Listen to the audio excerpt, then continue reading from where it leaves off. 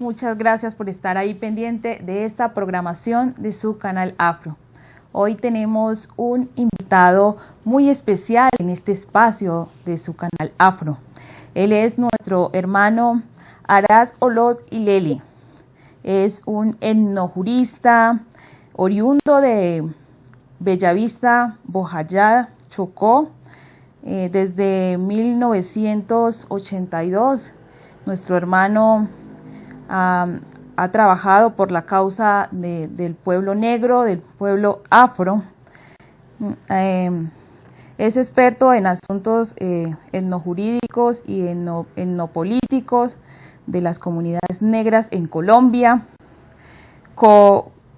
Coprotagonista del reciente movimiento étnico de comunidades negras que conquistó el artículo transitorio 55 de la Constitución Nacional de 1991 y la Ley 70 de 1993. Hermano, bienvenido a este espacio de su canal Afro. Muy buenas tardes, hermana Yesenia. Con gusto aquí conversando con ustedes desde el canal Afro. Entremos en materia. Vamos a conocer a nuestro hermano Arad. Hermano, cuéntenos sobre su trayectoria, háblenos de todo este trabajo que usted lleva desde 1982, trabajando en la causa de los afro, de los negros en nuestro país. Bueno, comienza desde muy pequeño, cuando estaba en el colegio en Bellavista, Bojayá, cuando empezamos a protestar por que no teníamos la planta de docentes completa, porque no teníamos los pupitres para estudiar. Entonces ahí empezó toda esta lucha, que era en ese momento de carácter cívico. Éramos unos muchachos de 14, 13 años. Luego terminamos el bachillerato en Quibdó, en el colegio Carrasquilla. Y también participamos de protestas, de marchas en defensa o en búsqueda de la energía eléctrica, en búsqueda del acueducto. Bueno, me vine para Bogotá y en la universidad conocí nuevas ideas políticas que no conocí en Bellavista ni en Quibdó. Entonces hicimos parte de la Juventud Comunista. Y estando en la Juventud Comunista, algunos compañeros tuvieron la oportunidad de llegar a Moscú. Cuando vinieron de Moscú, en ese entonces todavía existía la Unión Soviética, nos contaron que allá existía la discriminación racial y el racismo. Había un movimiento en Colombia que recién nacía, que era el Movimiento Nacional Cimarrón. Hacía rato nos estaban invitando a ser parte de Cimarrón. Nosotros no queríamos hacer parte de cimarronismo, porque éramos de la tesis que, resolviendo el tema de las diferencias de clases, se resolvía también el tema del racismo. Eso considerábamos nosotros en aquel entonces, pero el viaje de estos compañeros a Moscú nos hizo cambiar la perspectiva. Y desde ese entonces yo decidí salirme de la Juventud Comunista y vincularme al Movimiento Nacional Cimarrón. El Movimiento Nacional Cimarrón en ese entonces era más que todo un círculo de estudios afros desde las universidades. Ahí nos fundamentamos en el conocimiento de nuestros derechos, y desde entonces pues estoy en esta lucha. Y del Movimiento Nacional Cimarrón pues salimos porque consideramos que teníamos que ir más allá de los círculos de estudios más allá de leer los textos, interpretarlos, y que teníamos que salir a las calles no solo a interpretar esos textos, sino a aplicarlos. Entonces ahí nos volvimos, después que conseguimos la participación en la Constituyente de 1991 y el artículo transitorio 55, entonces nos volvimos palenquistas y desde entonces somos palenquistas. Palenquista. Bueno, precisamente hablemos de en la fundación de esta organización, Los Palenque, donde usted juega un papel muy importante. Sí, como te decía, veníamos de ser cimarrones Sí. y dimos el salto al palenquismo porque consideramos que, a pesar que no estuvimos directamente en la constituyente, porque nosotros aspiramos con otros compañeros a ser parte de la Asamblea Nacional Constituyente. Ujú. No estuvimos allí porque los votos no alcanzaron para llevar a un vocero directo de las comunidades negras. Sí. A través de Pacho Rojas Virrí, un constituyente indígena, Ujú. logramos participar. Y allí fue cuando, digamos, alcanzamos eh, discutir elementos que fundamentaron el artículo 7º de la Constitución, el que habla de la diversidad étnica y cultural. Fue una lucha muy dura. Igualmente el artículo 16 le rinde un culto a la diversidad individual, primero la diversidad étnica, después la diversidad individual en el artículo 16, un Ujú. artículo que me parece a mí que es muy importante que tiene la Constitución, que es el 94, en donde se plantea que los derechos innominados, que los derechos que no estén plenamente recogidos en la Constitución, si hacen parte de la esencia del ser humano, esos derechos también son reconocidos, así no estén explícitos en la Constitución. Y por último, pues lo que les decía, el artículo transitorio 55, que da como resultado después la ley 70. En ese proceso, nosotros no éramos palenquistas, éramos más bien la Coordinadora Nacional de Comunidades Negras, porque cuando salimos de Cimarrón, creamos la Coordinadora Nacional de Comunidades Negras, que yo creo que en cabeza de ese nombre aparece toda esta lucha que estamos diciendo.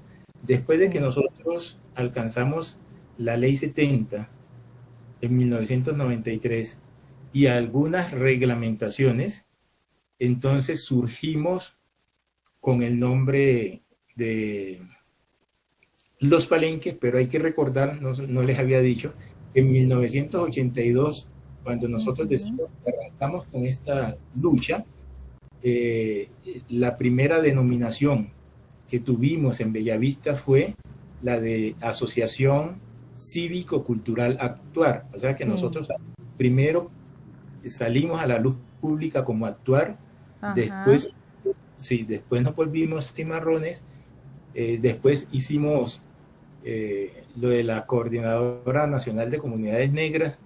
Hubo un tránsito muy corto con la Casa Nacional Afrocolombiana hasta Ujú. que por fin nos constituimos en Palenque. Y Palenque para nosotros es reivindicar un poco la historia del hombre negro, no solo aquí en Colombia, sino en América, todo lo que significó y significa también en África.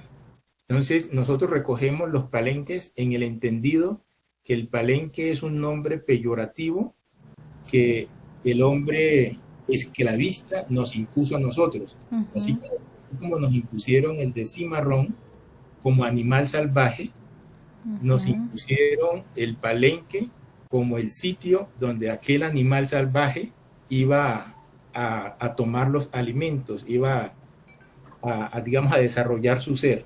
Entonces Sí. nosotros cambiamos los palenques de los españoles que lo escriben con Q y lo escribimos con K para resignificarlo. Y esa Sí. resignificación significa realmente hombres libres, hombres que buscan la Eso es para nosotros los palenques con K, y venimos trabajando desde esa perspectiva después de que alcanzamos la ley 70, porque entre otras cosas, en Colombia ha habido una indebida interpretación tanto de la constitución política que tenemos de 1991, sí, como de la ley 70, porque nosotros pensamos que el artículo 7º de la constitución política lo que está es colocando en horizontalidad la diversidad étnica y cultural que hay en Colombia, una diversidad étnica y cultural que se recoge en 4 grupos. Sí. El grupo que llaman indígenas, que es incorrecto. Es incorrecto porque ellos hoy mismos, los indígenas, están defendiendo la tesis que ellos nunca han sido de la India para ser indígenas. Claro. Y que más bien deben llamársele originarios. Los seres originarios, que son más de 114 etnias que hay en Colombia. Entonces están los originarios, como ellos se llaman, están los negros o palenquistas, como nosotros nos llamamos, están los mestizos o blancos, como ellos se llaman, y una fracción menor, pero que se reconoce que son los ron. O sea que sí, en Colombia, en términos gruesos, están esos 4 grupos. ¿Qué creemos nosotros? Que con el artículo 7º, esos 4 grupos deben colocarse en horizontalidad y ningún grupo puede hablar con legitimidad sobre otro grupo. Porque si nosotros como palenquistas existimos, o como negros, o como afros existimos, somos nosotros los que debemos hablar por nosotros mismos.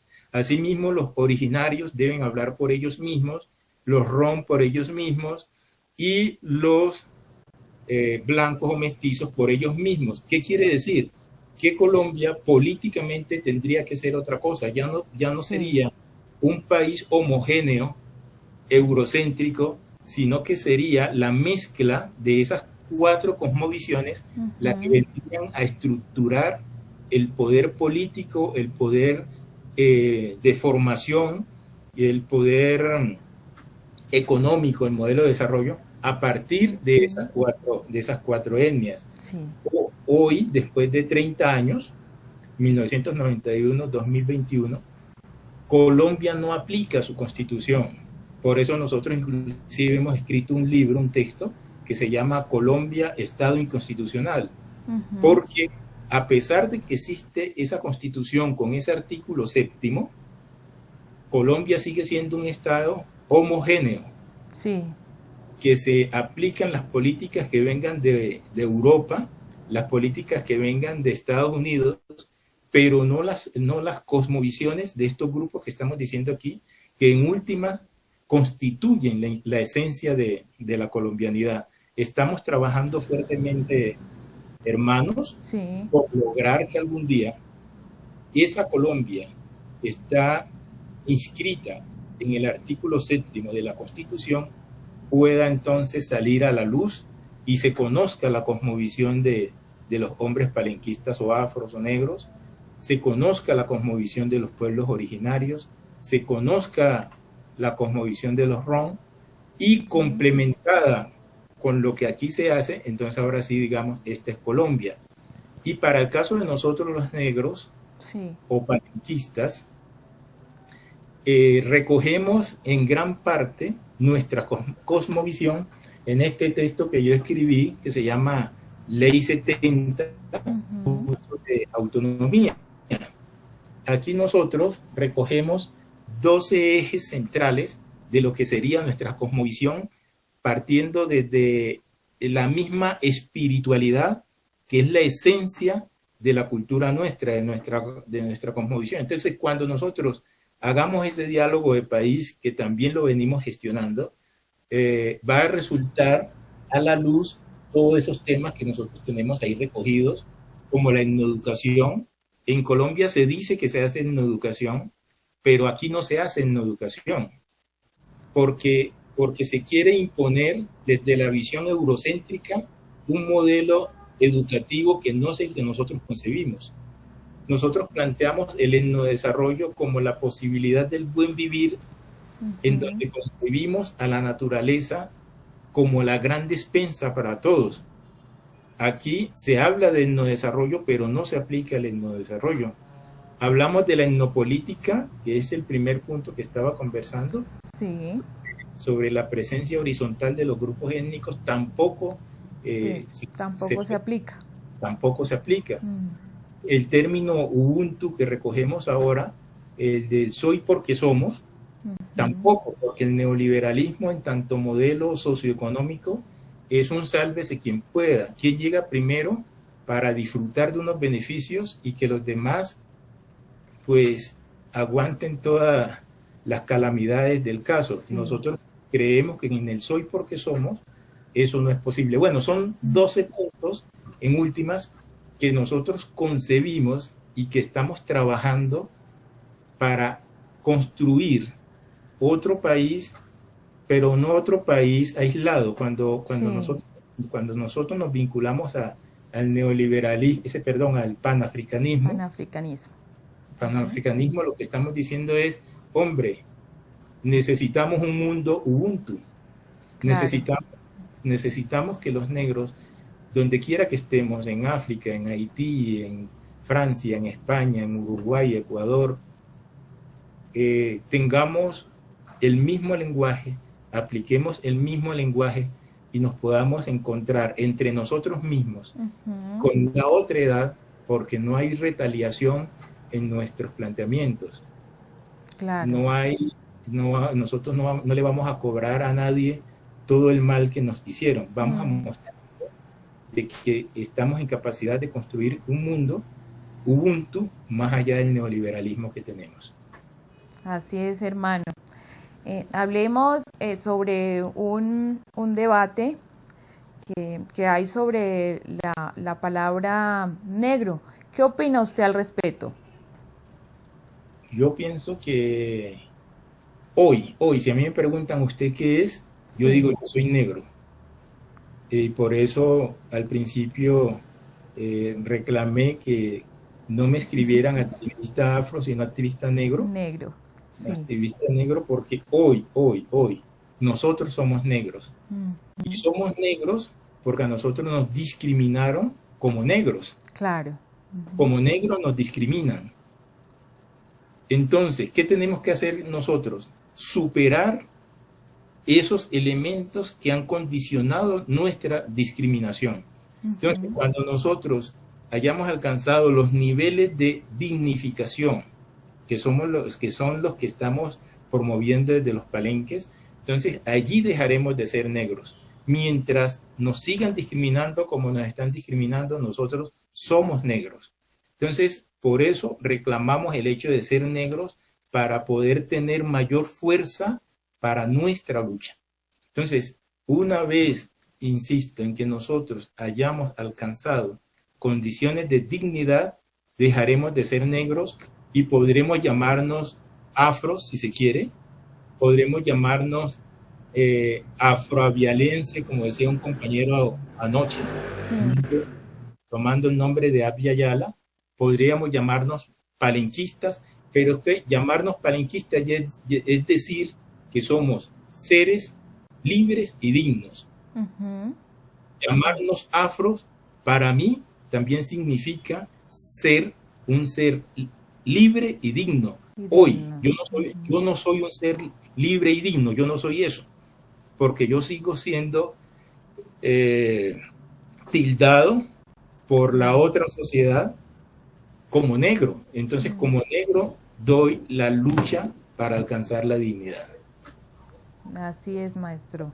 Eh, Háblenos concretamente cómo viven los palenques actualmente, cómo conviven en estas comunidades.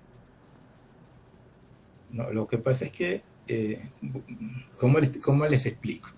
El tema de los palenques por ahora sigue siendo un tema más de reivindicación, Sí, ¿sí? Un tema más de teoría, porque la influencia que tiene el Estado en nosotros es bastante grande, ¿sí? Desde lo que hacemos ahora, por ejemplo, este idioma que nosotros estamos hablando, ya sabemos que hace parte de esa influencia. La educación, cuando nosotros vamos a las escuelas, a la universidad, a los colegios, estamos influidos por ese esquema, ese enfoque mayoritario que defiende el poder en Colombia. Entonces nosotros en últimas, en términos generales, somos un símil de la cultura que llaman nacional y vendríamos siendo, como dice el maestro Orodó, nuestro guía ideológico, dice que nosotros venimos siendo una subcultura en el marco de esa cultura colombiana. Y lo que nos vendría a diferenciar, aparte de lo subyacente, porque en términos ideológicos y de cosmovisión sí somos distintos, eso es lo que nos diferencia. Y el tema de las expresiones culturales, bueno, los talentos para el deporte, la comida, todas estas cosas son distintas, pero en lo otro nosotros hemos sido asimilados por una cultura que llaman mayor, una cultura dominante. Entonces, cuando tú vas a Bojayá o cuando tú vas a San Basilio, vas a encontrar las mismas prácticas que existen en La Estrella, en Bogotá, en Cali, son las mismas prácticas. Y eso es lo que nosotros queremos cambiar.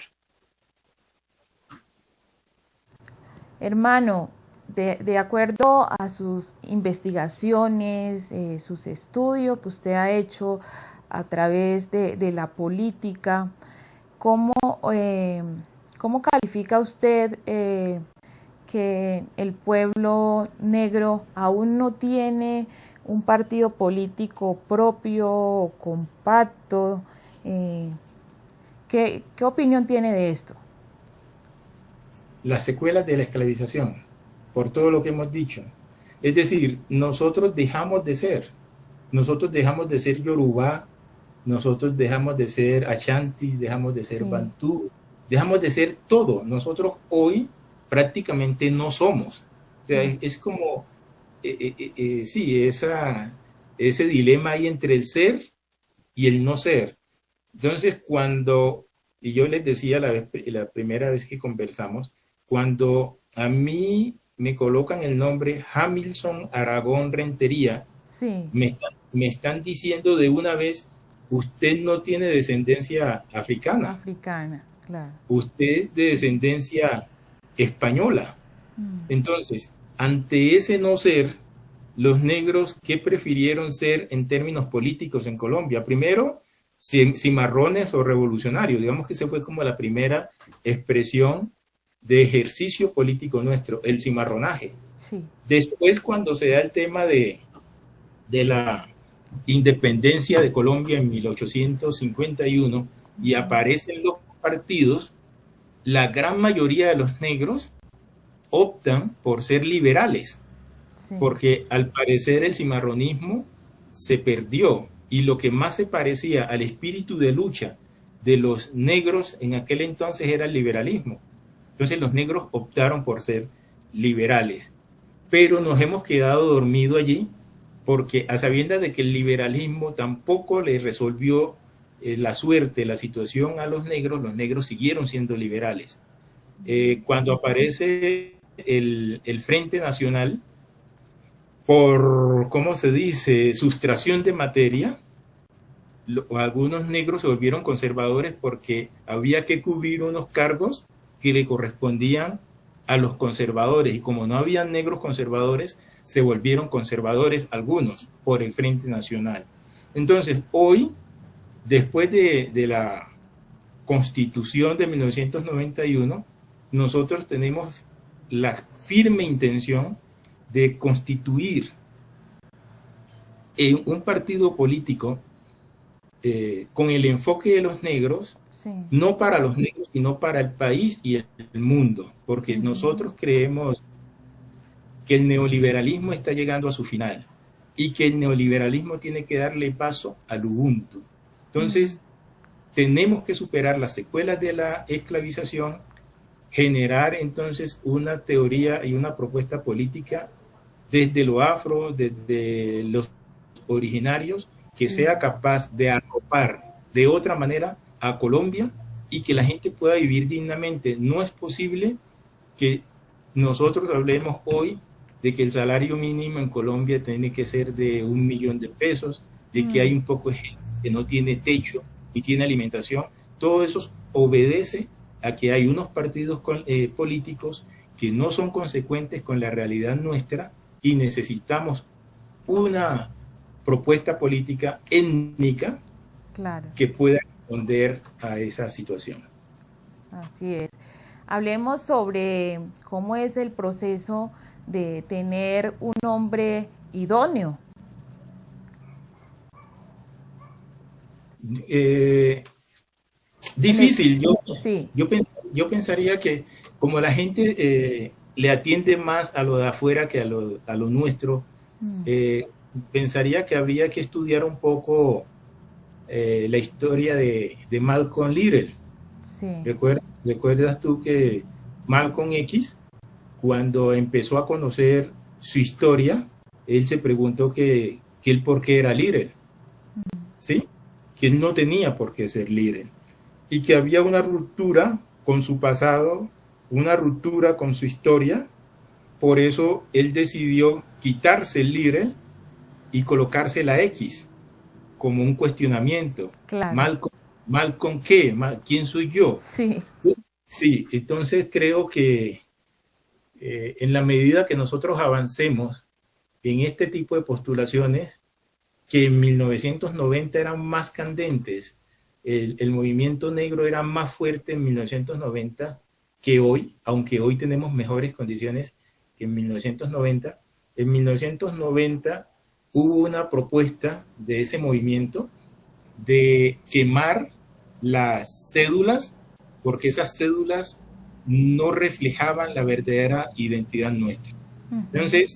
Entonces, a medida que vayamos avanzando, seguramente la gente va entendiendo que nosotros, como Yesenia, por ejemplo, que es Mosquera Díaz, Mosquera ella Díaz. Mosquera Díaz, entonces ella dirá, no, es que yo no soy Mosquera Díaz. Mm, Usted claro. sabe quién, usted sabe quiénes fueron los Mosquera en, en, en el Cauca, en la época Sí. colonial.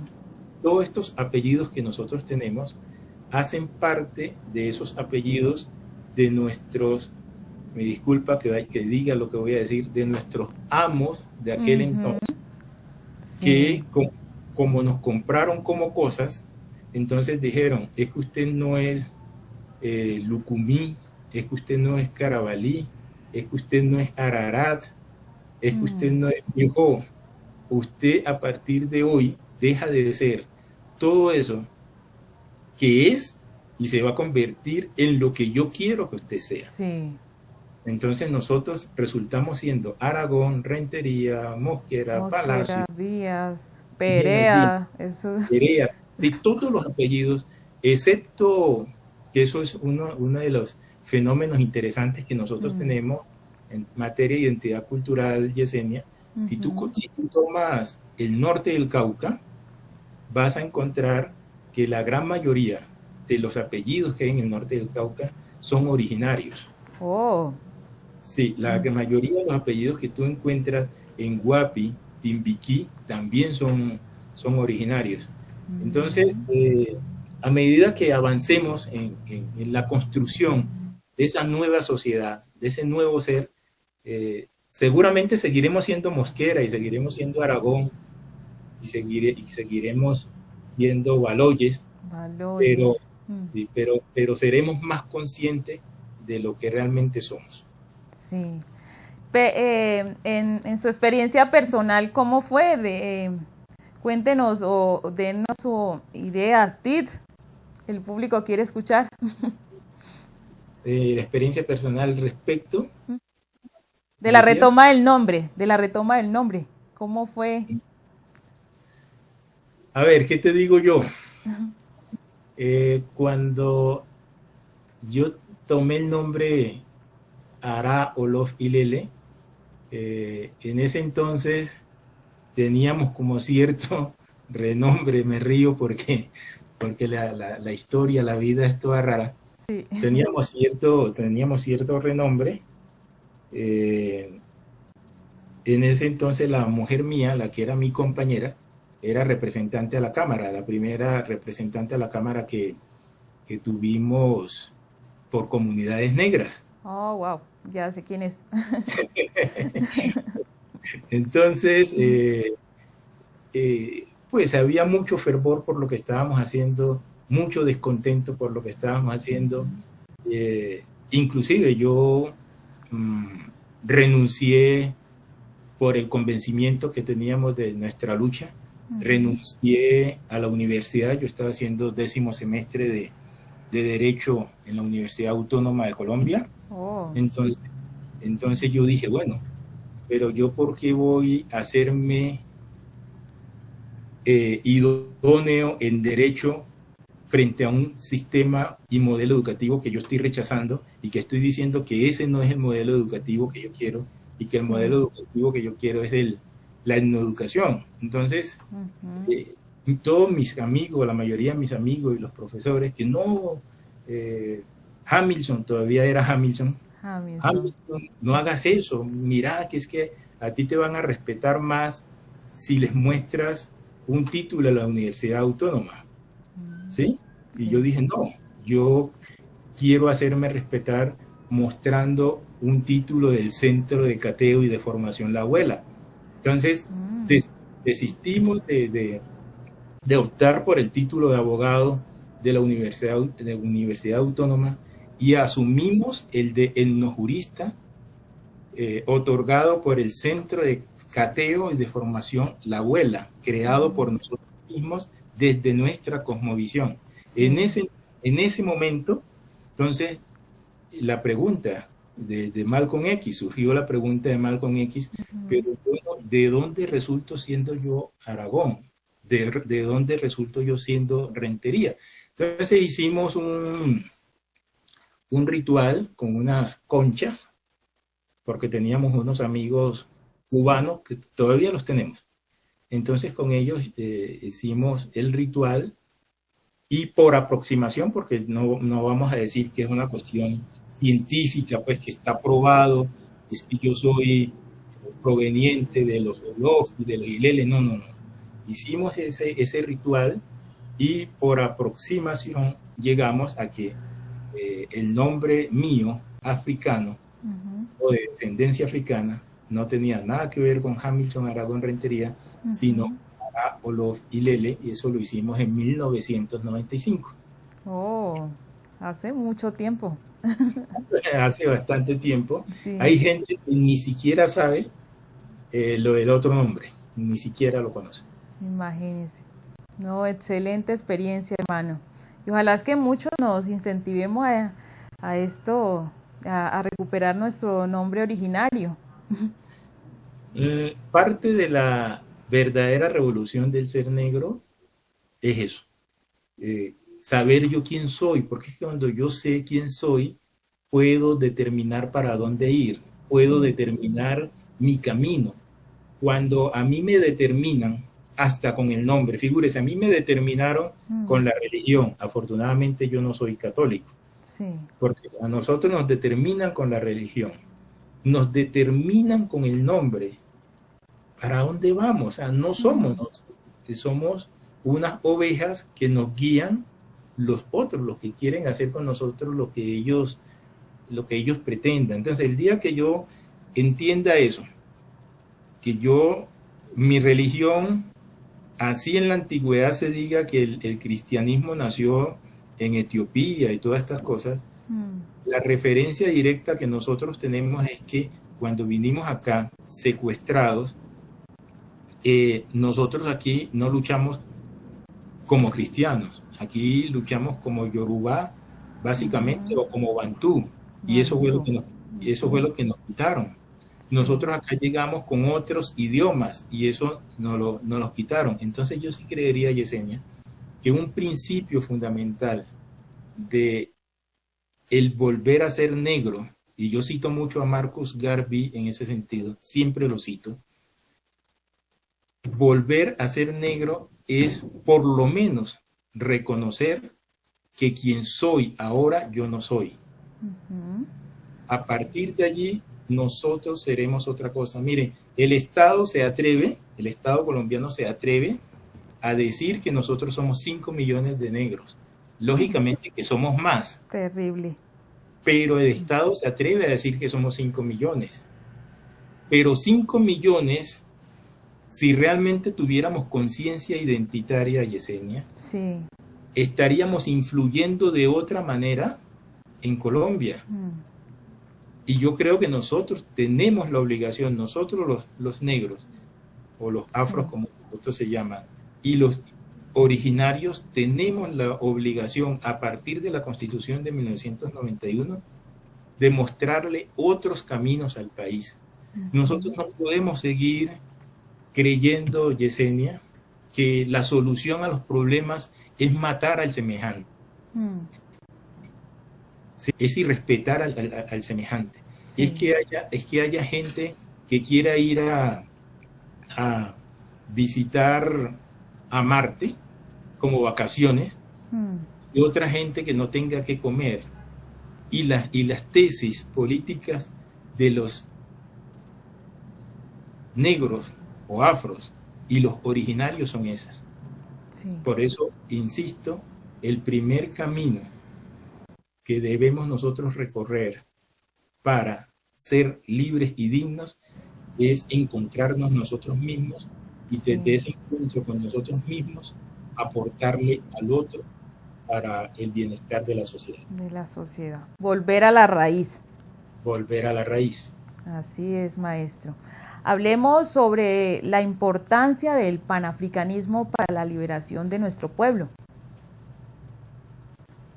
Marcus Garvey, yo creo que hablar de panafricanismo se resume, aunque hay muchos autores, tanto históricos como de ahora, pero yo prefiero recogerme en Marcus Garvey. Sí. Y es volver a lo que hemos dicho, o sea, el día que nosotros recojamos toda la esencia espiritual del ser negro y la apliquemos en el ser negro, y eso se pueda extender al resto de la sociedad, entonces ahí estaríamos reflejando lo que es el panafricanismo.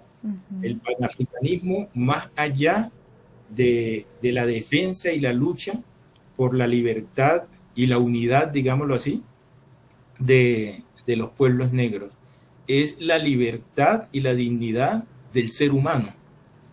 Una amiga en Guinea Ecuatorial hace poco nos decía, es que necesariamente el panafricanismo ha cumplido unas etapas que hay que superarlas ya.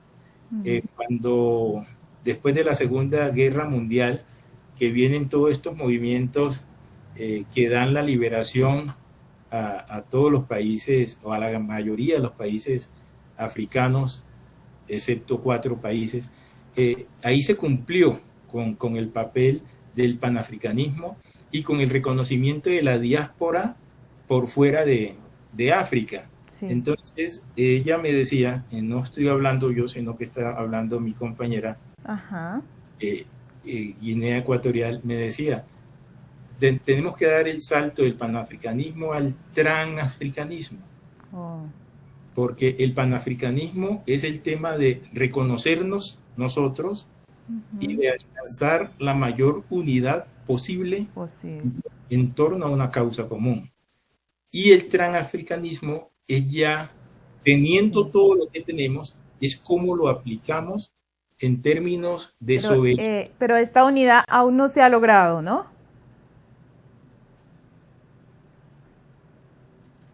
¿Me escucha? Sí, le escucho. Sí. ¿Usted no me escucha? Yo diría que sí. El problema es que la unidad no significa tampoco un común denominador, porque nosotros somos pueblos diversos y hay que tener en cuenta que al interior de nosotros también se da esa diversidad, ¿sí? Entonces, yo sí creo que el panafricanismo ha cumplido un rol importante y ese rol Pero importante, digamos que si esto se fuera logrado, estaríamos muchísimo mejor políticamente hablando. por eso le pongo Mm, el ejemplo de la amiga que no me sí, autorizó a decir su nombre, ajá, le pongo el ejemplo de la amiga de Guinea. de Guinea. Ujú, Sí, entonces le digo, el panafricanismo ha cumplido y está cumpliendo un papel, sí, pero lo que ella dice es, ese papel que ha cumplido el panafricanismo, como, como lo quiso hacer Krumman, por ejemplo, o como lo quiso hacer Gaddafi, ¿sí? sí, claro. Ujú, Eh, ella dice, necesitamos que los países africanos y la diáspora africana ujú, deje de ser dependiente, porque el problema es, hoy hemos avanzado en ujú, reconocernos y en mirarnos en muchos casos como hermanos. sí, Hemos ujú, avanzado en eso, pero seguimos siendo personas con una mente colonizada. así. Habría Ujú, que decolonizar esas mentes y esos países que hoy son, digamos, Estado, que dejen de ser colonias, porque todavía sí, podría decir que son colonias inglesas, francesas. Muchos ejemplos tenemos de los negros que están representando a Francia y uno no lo entiende por qué y así sucesivamente. Entonces, sí, por eso ya dice, del panafricanismo, que ha cumplido un papel y está cumpliendo un papel, debemos dar el salto al transafricanismo, que es lo que te estás diciendo. Cuando sí. yo doy el salto del panafricanismo al transafricanismo, lo que estoy diciendo es, dejemos de ser colonias y volvámonos realmente estados independientes. Pensemos por nosotros mismos. Esa sería la soberanía política que reclama la compañera. Así es, maestro. Bueno, hablemos sobre la ley 70.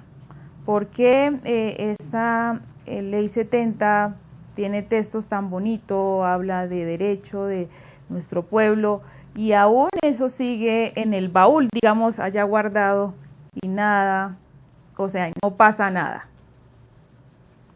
Bueno, podríamos decir que vamos como por la misma línea de conducta, ¿sí? Sí. Con el tema de la ley 70, a veces a nuestros compañeros no les gusta que uno diga lo que hay que decir, Mm, pero cuando yo reconozco mis vacíos, mis debilidades, estoy más cerca a resolverlos. Los que eran mayor que yo, bueno, ya yo tengo mis canitas, no, maestro, está joven. pero, pero hace 30 años pues tenía, bueno, no me veía con los años que tengo ahora, pero miren, los mayores que nosotros decían que nosotros nos fijábamos mucho en la paja del ojo ajeno y Sí. y no reconocíamos la viga que tiene el propio ojo. Ujú, En ese sentido, yo creería que la ley 70 tiene dos problemas. sí. Uno que es un problema de la comunidad negra y otro que es un problema del Estado. Miren, yo puedo resumir el problema de la comunidad negra de esta manera. El artículo 47 de la ley 70, 47 de la ley 70, Ujú, dice que las comunidades negras tienen el derecho a desarrollarse de conformidad a su cultura autónoma. Óigase bien, tenemos el derecho a sí. desarrollarnos de conformidad a nuestra cultura y el Estado la Ujú, obligación a hacer posible ese desarrollo. ¿Qué tiene que hacer la comunidad negra allí?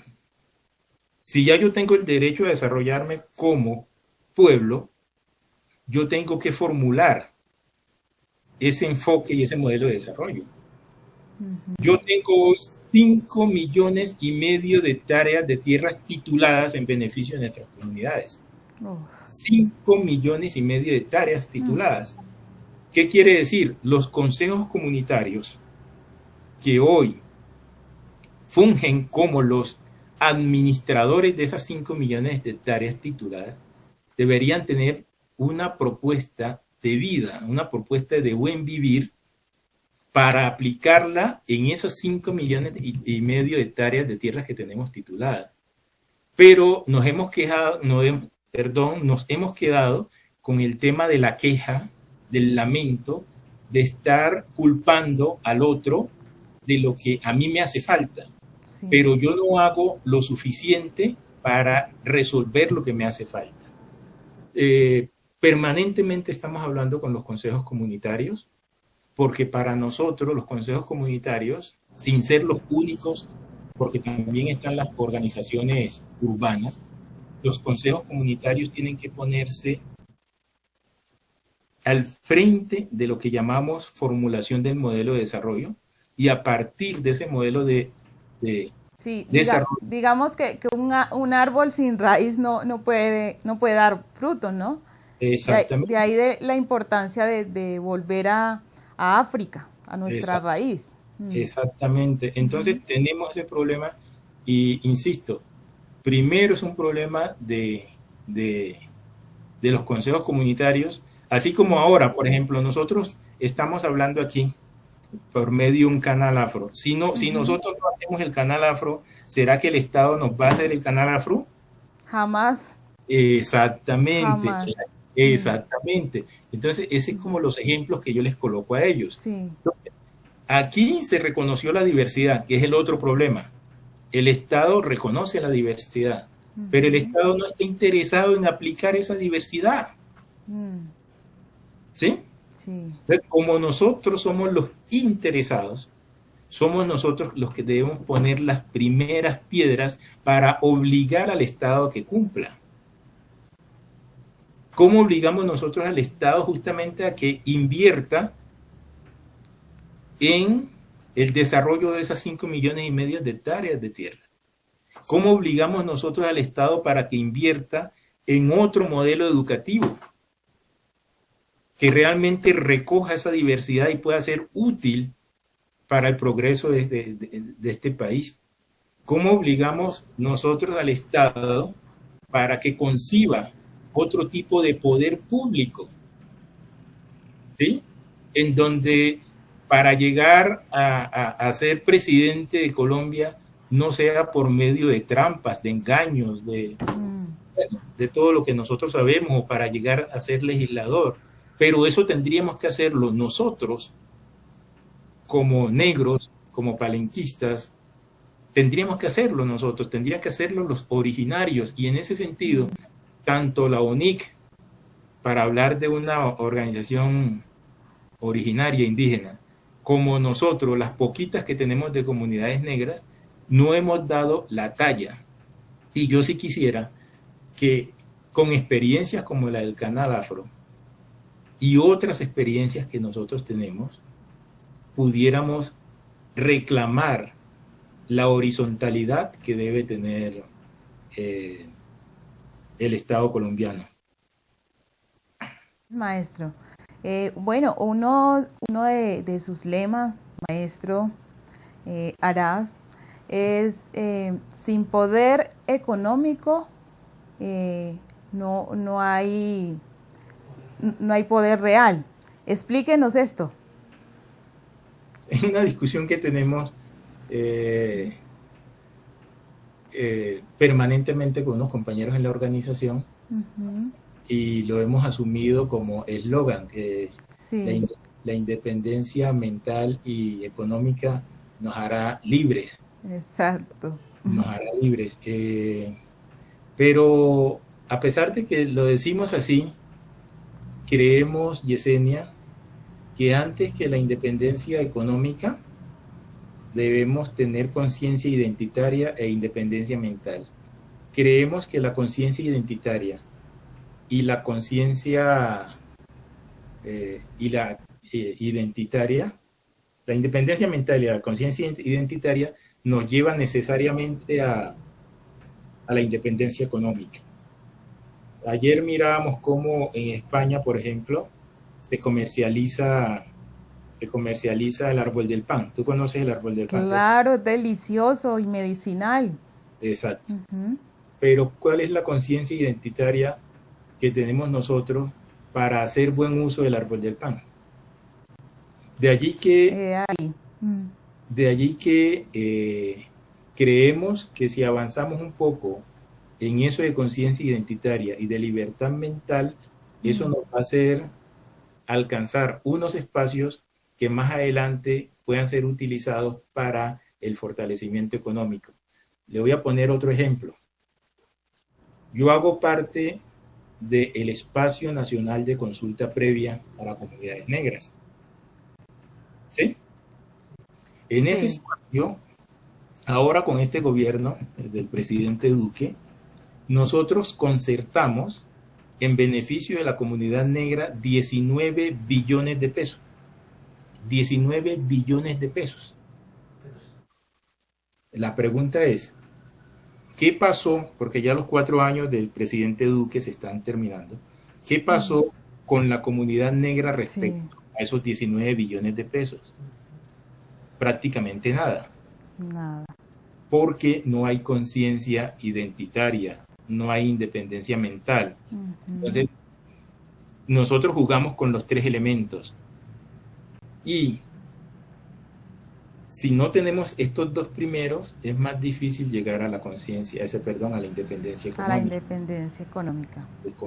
Y que la independencia económica, lógicamente, nos va a generar condiciones para poder seguir creando y recreando la identidad, la conciencia identitaria, y la independencia mental. Entonces, habría que trabajarlo porque, por ejemplo, yo pregunto, en términos de comunicación, ¿qué beneficios habrá alcanzado el canal Afro de los 19 billones que nosotros conservamos con el gobierno? Cero sobre cero. Exacto. Entonces necesitamos ir más lejos con el tema de la conciencia identitaria para que los 10 billones de pesos que se perdieron con el gobierno de Santos y los 19 billones de pesos que se están perdiendo con el gobierno de Duque o que ya se perdieron, puedan representarle a la comunidad negra otros dividendos, otro tipo de beneficios. Mire que la comunidad negra a veces ni se da cuenta, nosotros le informamos, mire, hicimos esto, y a veces ni se dan cuenta de que eso se hizo. Entonces necesitamos fortalecer los consejos comunitarios, necesitamos fortalecer las organizaciones, necesitamos fortalecer a la gente negra para que pueda incidir en lo que ya dijimos, en su mejor estar como pueblo y en el mejor estar de Colombia como Estado. Sí, así es, maestro. Bueno, por ahí yo tengo un manduco. Yo creo que va a tocar darle a los hermanos, darnos con ese manduco y sacar el mugre, las manchas que nos dejó la colonia para despertarnos. Sí, irnos al escarnio público, porque también le tenemos miedo. Si yo soy representante de la comunidad negra por alguna razón, yo no puedo temerle a la comunidad negra. Yo tengo que dar la cara y si me he equivocado tengo que aceptar que me equivoqué. Si yo no estoy ejerciendo bien la representación, tengo que aceptar que no estoy ejerciendo bien la representación. Entonces ese manduco que nosotros lo recogemos como una cosa que suena cruel, Yesenia, como el pacto de sangre. El pacto de sangre es como que recuperar el valor de la palabra. Ese manduco hay que ponerlo a funcionar para beneficio de nosotros y del país. Ve, aquí lo tengo. Es de balso. Mi papá me lo hizo y me lo mandó, vea. No, pero es que el balso es muy balsudo. Toca uno de ese de Guayacán o Tiguanegro, que es fuerte. Fuerte, sí, que cuando le caiga a uno el manducazo, uno sienta que efectivamente le están haciendo un reclamo de verdad.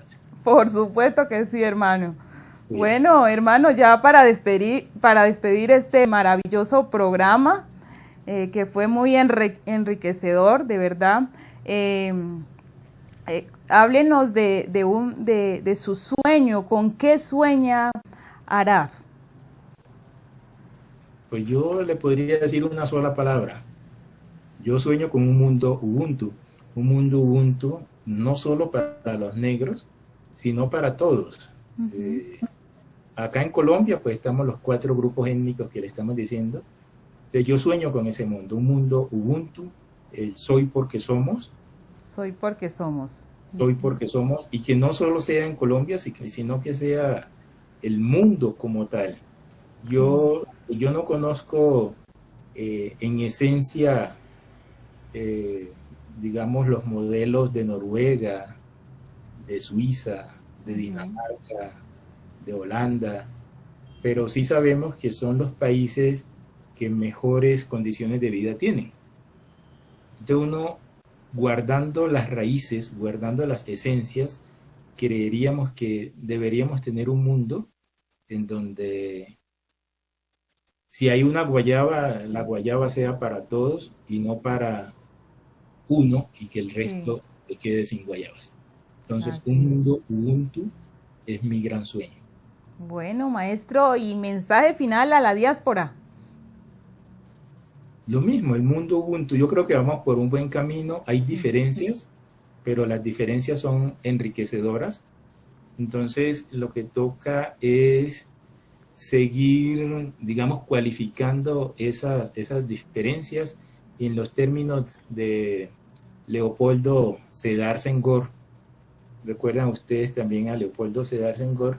Él decía que hasta tanto no se visibilicen todas las diferencias, el mundo será un mundo violento y no tendrá paz, y que necesitamos entonces un mundo en paz, y ese mundo en paz se consigue con la visibilización de las diferencias.